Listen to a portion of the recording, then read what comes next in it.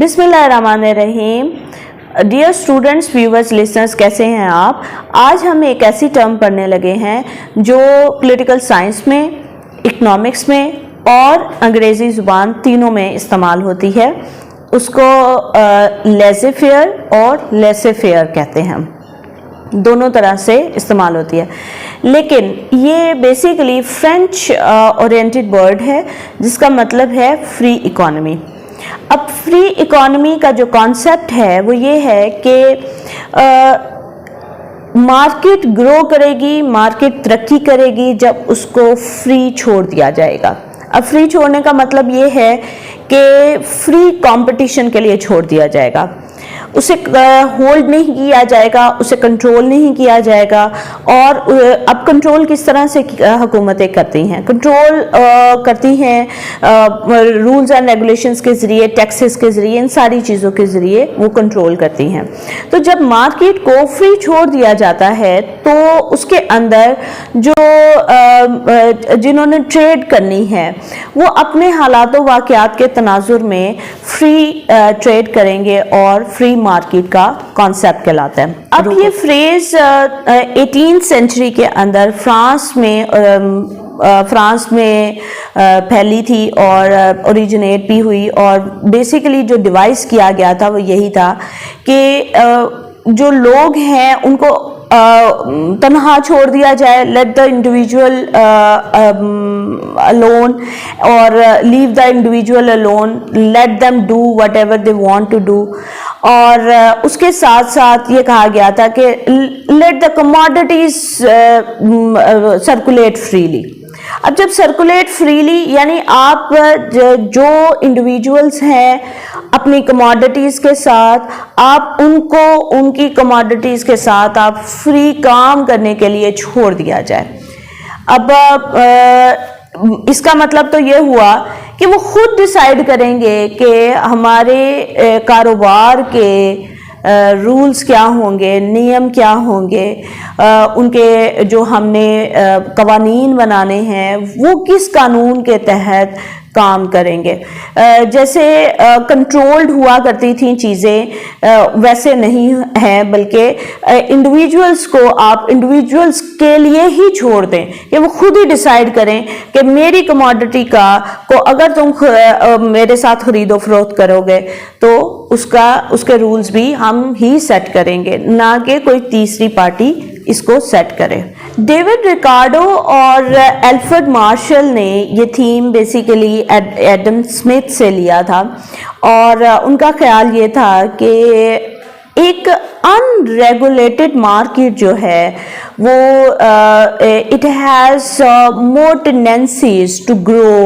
Upward, और वो ज़्यादा डेवलप करती है बनिस्बत रेगुलेटेड मार्केट से। और वो कहते हैं कि जब वो अनरेगुलेटेड मार्केट होती है तो वो बहुत बेहतर तरीके से, बड़े अच्छे तरीके से इक्विलिब्रियम की तरफ जाती है। मतलब ये कि अगर फॉर द टाइम बीइंग वो अप्स एंड डाउन्स आ भी रहे हैं, लेकिन अल्टीमेटली जो इनके स्टॉन्च बिलीवर्स हैं लेज़े फेयर के, वो कहते हैं कि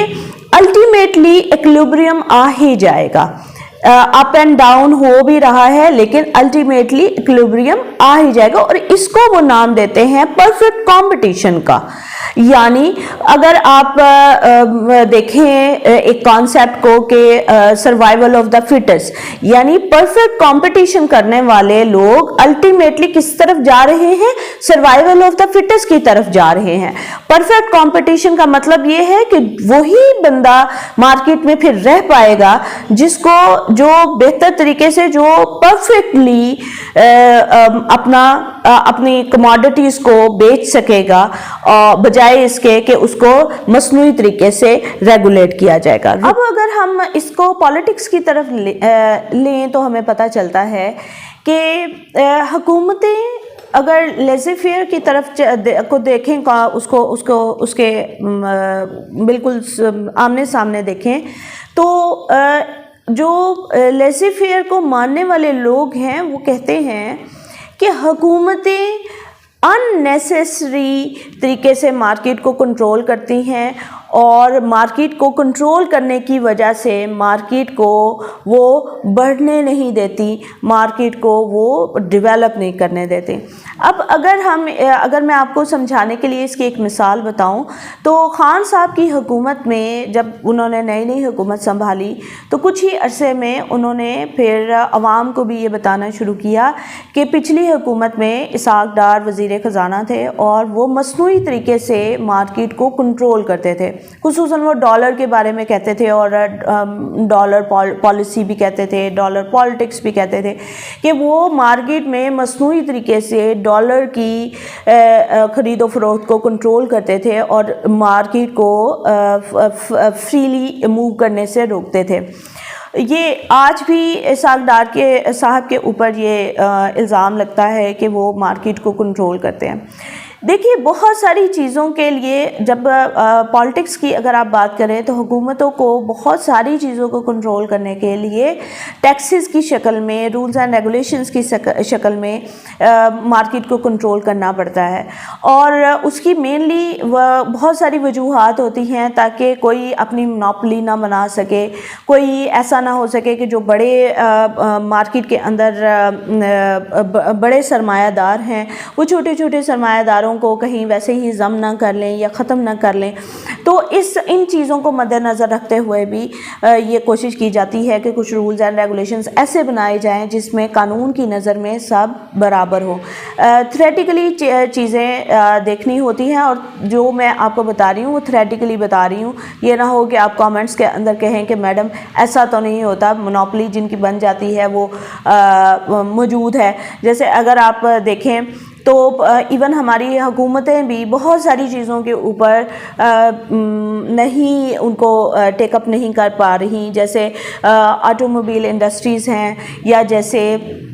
امپورٹ ایکسپورٹ جو بڑے بڑے امپورٹرز ہیں ان کو نہیں وہ کر سکتی, یا جو دوسرے کئی اور انڈسٹریز اسی طرح کی ہیں. اینی ہاؤ اگر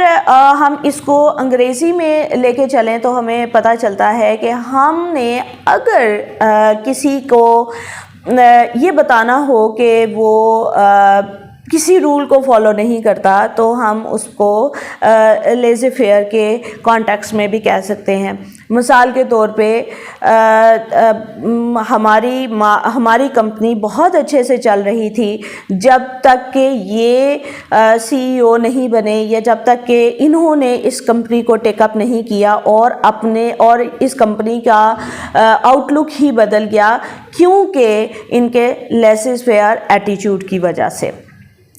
تو انگریزی زبان میں بھی استعمال ہوتا ہے, یعنی یہ اگر آپ سی ای او یا کمپنی کے لیے نہیں بھی استعمال کر رہے کوئی ایشو نہیں ہے, آپ ایون گھر کے لیے بھی کر سکتے ہیں کہ اچھے بھلے ہمارے ایک گھریلو نیم تھے, ہمارے اصول و ضوابط ہوا کرتے تھے, اور جب سے یہ نیا انڈیویجول ہمارے گھر میں آیا ہے اور اس کے اس لیزی فیئر ایٹیٹیوڈ, یعنی میں نہیں مانتا کسی بھی چیز کو, میں نہیں رولز اینڈ ریگولیشنز کو مانتا, اس کے اس لیزی فیئر ایٹیٹیوڈ کی وجہ سے ہمارے گھر کا بیڑا غرق ہو گیا, اور یہ اکثر آپ اپنے گھروں میں یہ سنتے ہوں گے.